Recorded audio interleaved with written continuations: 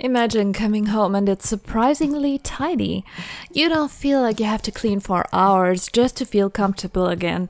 Is that even possible? That's exactly what we're talking about in today's video. I'm sharing 9 exciting hacks for a simpler, more organized home, all without a lot of stress. Honestly, I'm a bit of a messy person by nature. I don't like housework, and for decades, clutter was my normal. But that's no longer the case, and I didn't have to exhaust myself to get there. Today, I'll show you how it can work for you too. Less stuff, more order. The more you have, the more you have to clean. So, logically, if you have less, you have to clean less. That's why regular decluttering should be part of your routine. Take at least one time a week to get rid of things you no longer need. For example, set a fixed number of items to let go of every week.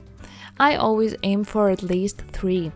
You can donate, gift, dispose of, or sell these extra things. But there's one important thing to keep in mind. I'll tell you what it is in a moment. First, let's move on to hack number 2. Group items. Have you heard of visual noise? It happens when lots of different objects are in your line of sight, making everything feel overwhelming. Even if you don't consciously notice it, your brain is processing millions of impressions every second. No wonder it's harder to focus in a cluttered space. Time to tackle visual noise with a simple trick.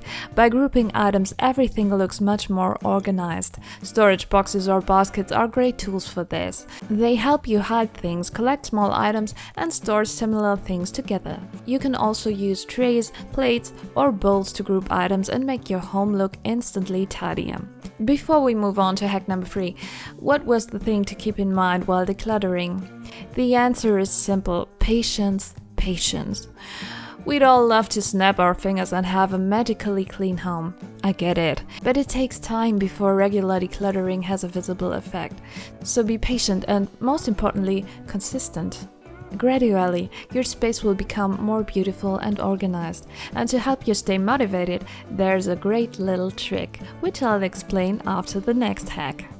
The chair of chaos. Do you have one of these too? A chair or surface where you throw everything: clothes, random items, stuff you meant to put away later. That later usually never comes. I used to have several of these spots and they were always a mess. Clothes would pile up until the stack was taller than me and I had to wash everything at once. It took ages to clean up and it was always a huge eyesore in the house. Not anymore. I banned all chaos chairs. There's no spot in my home where things are just dropped. Items have to be put away immediately or at the latest by the end of the day. Before we move on to hack number 4, what's that helpful trick we mentioned earlier? It's simple: before and after photos on your phone. Our memory can be tricky and we often forget the progress we've made or take it for granted. That's a shame because you deserve to recognize your efforts. Seeing how far you've come feels incredibly rewarding. Surfaces. I intentionally have a small home to avoid accumulating too much stuff, and it actually works. On the flip side, I've noticed that having a lot of storage space invites you to collect more. The mindset becomes, I'm not using it now, I'll just put it in the attic or the basement. No big deal, right?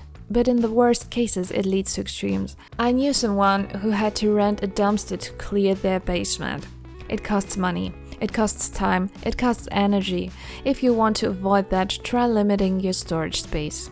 It'll not only save you money but also reduce visual noise and cleaning workload. Before we dive into hack number 5, make sure to subscribe to the channel so you don't miss anything in the future, and together we'll simplify your life. Organizers. I love organizers. They make everything so much better. Your space instantly looks tidier. You no longer have to search for things. You can group related items, and while organizing, you're naturally forced to decide what to keep. Because organizers aren't endless black holes, they have limits. I also love putting different sized containers inside drawers and cabinets. That way you can group similar items and maximize the use of space. And when you need to wipe out the drawer or shelf, it's much quicker. Of course, all these organization hacks won't help you much if you're making a particular mistake. I'll tell you what it is in a moment, but first, on to hack number 6. Clear surfaces. The more stuff you put on your shelf, countertop, or desk, the harder it is to clean those areas. It's much more time consuming when you have to move a bunch of different things first.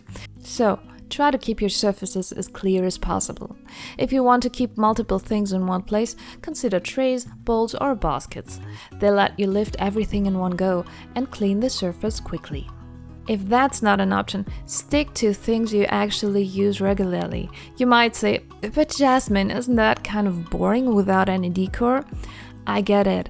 I'm not saying don't decorate at all. Just avoid that typical decor overload. Been there, done that. I used to buy new decorations all the time and never knew where to put them. So I just placed them randomly, which often didn't look good and made the room feel more chaotic. So limit your decor too. Choose a few beautiful pieces and group them. That way it still has an effect without adding to your workload. Now, let's talk about the mistake you want to avoid if you don't want to make extra work for yourself. One in, one out. Even the best organizing system won't help if you keep bringing more stuff into your home. As we said, the more you have to clean. And the less space you have, the faster it gets messy. Don't let it get to that point. A great way to keep your consumption in check is the one in, one out rule. That means for every new item you bring into your home, one old item must go. If you're feeling especially motivated or still have too much stuff, you can even go with one in, two out, like one of my viewers suggested. That keeps your space balanced and your habits in check.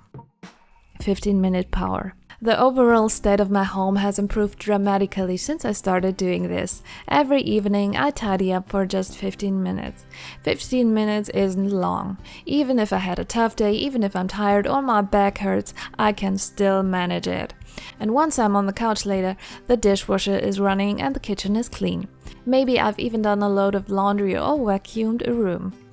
The great thing is, when you make this a daily habit, there's automatically less to do overall. Your home stays in a much better baseline state. And you no longer feel like you have to spend half your Saturday cleaning just to catch up. And that feels pretty great. Short distances. Humans are naturally lazy, and I think we should work with that, not against it. If you want to save time tidying, your household items should be stored where you use them most often. Store your stuff exactly where it's needed. If you need to rearrange things to make that happen, do it. Because short distances save you huge amounts of time in the long run. For example, I keep my pans and plates right under the stove. I prepare breakfast on the countertop above the dishwasher and I get everything I need with just one or two quick moves, easy and fast. Try optimizing your daily routines. Think through your day and see where you can make things more efficient. It'll save you so much time and a ton of stress.